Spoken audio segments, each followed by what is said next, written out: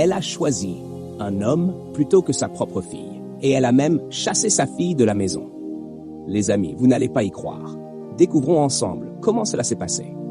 N'oubliez pas de vous abonner à cette chaîne pour plus de résumés de films. L'histoire commence avec un jeune homme nommé Oliver qui a essayé d'agresser une fille appelée Pelumi. Pelumi est la fille de Sarah, la femme avec qui Oliver sort. Pelumi a crié à l'aide et quand sa mère Sarah est arrivée, elle a trouvé sa fille sur le corps d'Oliver. Choquée, Sarah a demandé des explications. Oliver a vite menti, disant que Pelumi était entrée dans sa chambre, s'était jetée sur lui et avait même déchiré ses vêtements. Pelumi a tenté de dire la vérité, mais ça sonnait comme un mensonge, et Sarah ne savait pas qui croire. Oliver a alors emmené Sarah à part, jouant les innocents. Il lui a dit que Pelumi l'avait toujours détesté et voulait qu'il parte de la maison. Pour prouver son innocence, il a inventé des histoires contre Pelumi. Et malheureusement, Sarah l'a cru. Quand Pelumi a essayé d'expliquer à sa mère, Sarah l'a giflé. Elle l'a accusé de vouloir détruire son seul bonheur et l'a mise dehors. Plus tard, Oliver a fait semblant de partir, mais Sarah l'a supplié de rester. Elle lui a rappelé combien elle l'aimait et qu'elle ne pouvait pas vivre sans lui. Pendant ce temps, Pelumi est allé voir son amie Rebecca, qui a confirmé qu'Oliver avait bien appelé Pelumi dans sa chambre. Rebecca s'est aussi souvenue de sa propre mauvaise expérience avec Oliver et a voulu aider. Mais Oliver était malin. Il a dit à Sarah qu'il ne resterait que si elle chassait Pelumi. Utilisant le passé douloureux de Sarah, comment elle avait été abandonnée à 13 ans et avait tant souffert, il l'a manipulée encore plus. Finalement, Sarah a cédé. Elle a dit à Pelumi qu'elle portait malheur, lui a rappelé tous les sacrifices faits pour elle et l'a encore accusé de vouloir lui prendre Oliver. Le cœur brisé, Pelumi a supplié sa mère, mais Sarah a refusé de l'écouter.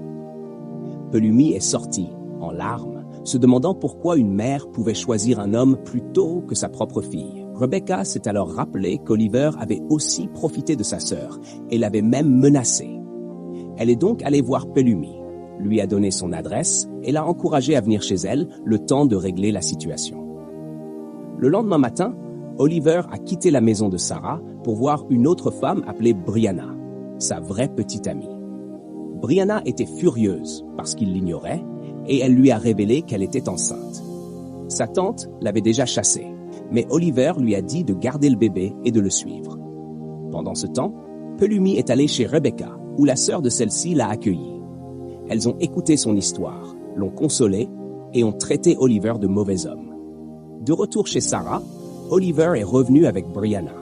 À Sarah, il a présenté Brianna comme sa sœur venue du village. Quand Sarah a commencé à poser des questions, Oliver a manipulé l'histoire jusqu'à ce qu'elle le croie encore. Il est même allé jusqu'à dire que Brianna était mentalement instable et que c'est pour ça qu'il devait la garder près de lui. Et malheureusement, Sarah lui a encore fait confiance. Et c'est là que le vrai drame commence. Est-ce que Sarah finira par découvrir la vérité?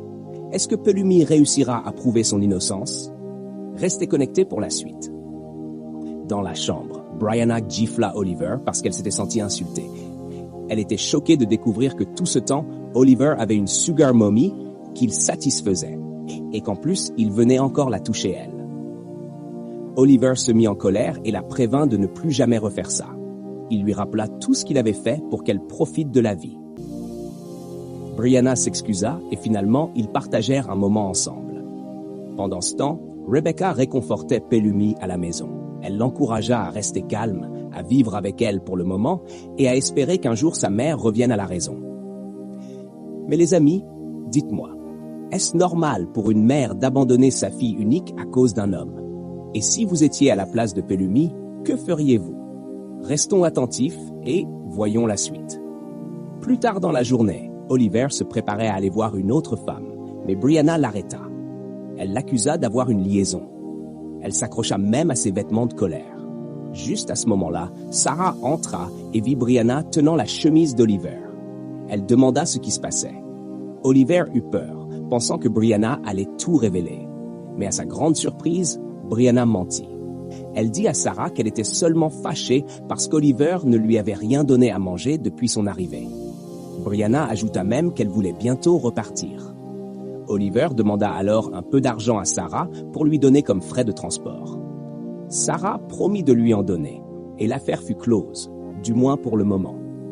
Cette nuit-là, Oliver tenta de garder Brianna enfermée dans sa chambre. Il la supplia de rester tranquille. Il la força à y entrer. Mais plus tard, elle revint et s'assit par terre dans le salon. Le lendemain matin, Pelumi pleurait encore. Sa mère n'avait même pas appelé pour prendre de ses nouvelles. Rebecca la consola et lui dit de rester forte. Elle insista pour que Pelumi mange quelque chose avant qu'elle ne parte travailler. Sinon, elle risquait de se faire renvoyer. De son côté, Oliver se réveilla ce matin-là et alla voir Brianna. Il la trouva toujours assise par terre, comme la veille.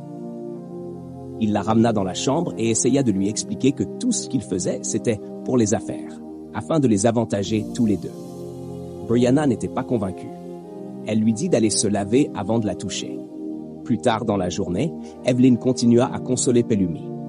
Quand l'amie d'Evelyn arriva, elle suggéra que Pelumi appelle sa mère encore une fois. Pelumi appela, mais Sarah raccrocha immédiatement et bloqua son numéro. Effondrée, Pelumi expliqua ce qui s'était passé et ses deux amis la consolèrent. Pendant ce temps, Brianna se préparait à partir. Oliver essaya de lui redonner le sourire, mais rien ne marcha. Il informa ensuite Sarah que sa sœur voulait rentrer au village. Sarah tenta de la convaincre de rester un peu plus longtemps et lui proposa même 1 million de Naira pour commencer une activité. Mais Brianna insista pour rentrer. Oliver proposa alors de l'accompagner au parc, pendant que Sarah partait travailler. Mais au lieu de la laisser partir, Oliver ramena Brianna avec lui. Brianna, tout excitée par la grosse somme d'argent reçue, demanda à Oliver quel plan il avait pour la faire revenir dans la maison. De retour à la maison, Rebecca entendit une voix de femme et vint vérifier. Elle demanda à Oliver qui c'était, mais il nia. Quand elle revint une deuxième fois, Oliver, énervé, l'envoya brutalement à la cuisine. Rebecca se demanda pourquoi il devenait si méchant avec elle. Puis, en voyant Brianna, elle se demanda pourquoi il se cachait. Dans la chambre, Oliver rassura Brianna en lui disant qu'il ne voulait pas que son enfant grandisse dans le ghetto. Il lui assura que Rebecca ne rentrerait pas dans la chambre et qu'avant qu'elle n'ait besoin de soins prénatals, il aurait déjà économisé assez d'argent pour Japa, fuir à l'étranger. Alors qu'ils passaient un bon moment ensemble, Rebecca frappa à la porte. « Waouh les amis, qu'en pensez-vous? Oliver réussira-t-il son plan? Et si Rebecca perdait son travail à cause de tout ça, que se passerait-il? » Ce soir-là, lorsque Oliver rentra, Sarah le confronta directement. Elle lui demanda combien de temps encore il comptait cacher une femme dans sa chambre. Oliver comprit aussitôt que c'était Rebecca qui l'avait dénoncé. Rebecca révéla alors toute la vérité, non seulement à propos de Brianna, cachée à l'étage, mais aussi à propos du contrat de 800 millions de Naira que Sarah lui avait promis. Elle expliqua que le véritable plan d'Oliver était de s'enfuir avec l'argent dès qu'il l'obtiendrait.